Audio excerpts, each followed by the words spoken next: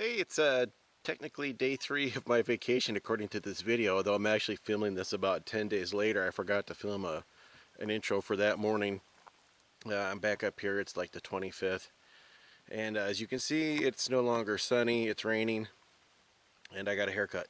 But the good thing is the burn ban is lifted because we've had about a week of rain, so that's real nice. I can get back to burning because I know how much everybody likes seeing that in every single video. But yeah, I got that going on, and just a few other projects today. But mainly this, what you're going to see is video I shot on September 13th. Okay, well this is low to the ground, so the angle's tough, but I hooked up my PV combiner box, and I got the monos on one breaker and the amorphous on another, and here's what I did. These guys are still right here, and then in order to catch the morning sun, I took the amorphous and leaned them up on the back side of my shed. And let me see if I can do this without falling off the hill. Yeah, these things are crazy tall. Look at that. They're taller than the shed, and the shed's up on blocks. So, but yeah, I'm pumping some good amps out of these guys. Right now the sun is like straight at them. And then in the afternoon I'll just shut the breaker off to these and turn the other panels on. So that's pretty good. Having those angled up, I never would have been at topped off at 9:30 in the morning where they were laying on the ground. So well worth the effort of moving those things around.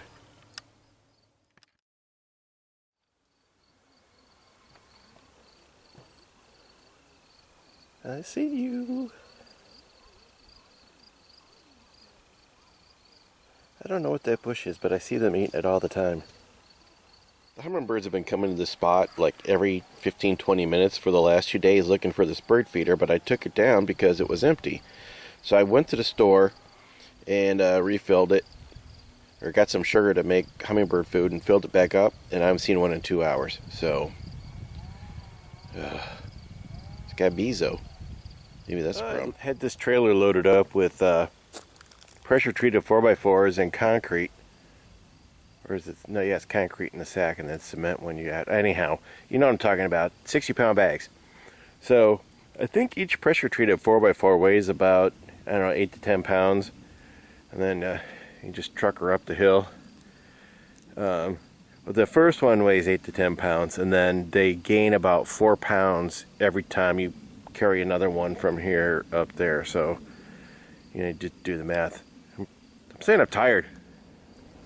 So I restacked this pile of woods after trolls and haters knocked it down before.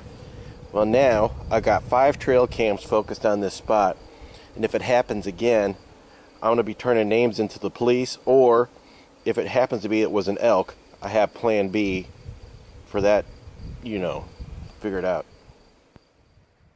Well, one of the fun things about getting older is you get a new ache and pain every day, and moving stuff around the lot here today, I finally encountered a third new pain, so I decided it's time to take a break, call it a day.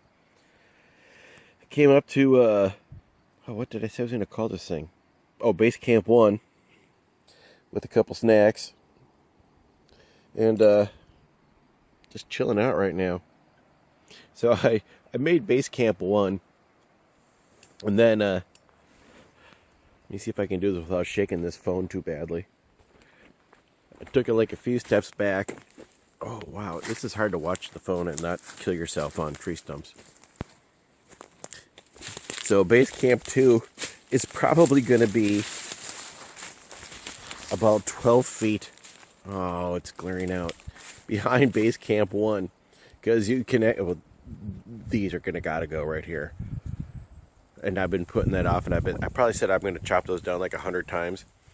And it's going to happen sooner than later, because they are just cock blocking my whole view.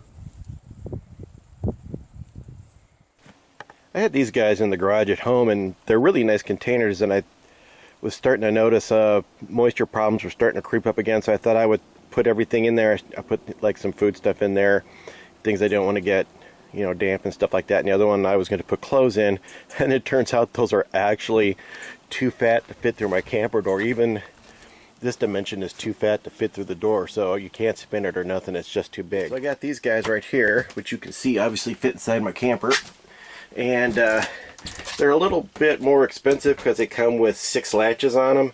And then the other thing they have is, you can see there's a foam gasket around the outside edge, which is supposed to give it a little bit more water tightness. So we'll see. It may not actually be that necessary. Those other ones are probably tight enough, but I thought I'd give them a try and see if I liked them. Oh, pardon for the sniff. That first thing though, they're a little harder to get on because the latches are real tight to the body, and so it takes a little bit, pretty much 2 hands to get that lid on there straight. And it's this time of season again real soon. I can't decide if I want to start filling these up now. It's not really too damp in here right now, but it's, you know, it'd probably be better off getting ahead of the curve and just start taking care of it before it becomes a problem. So of all the lanterns and flashlights that I've been doing reviews on, easily my favorite is the Milwaukee M12 lantern right there. Just gives me the best light. I got all those batteries for it. The Ryobi on the left works pretty decently.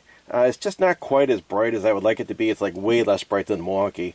I'm getting the new version of the Ryobi hopefully this month, and the difference is going to be the old one is a 1-watt LED bulb and the new one is a 3-watt Cree bulb, so I'm hoping it's going to be quite a bit larger, or quite a bit brighter.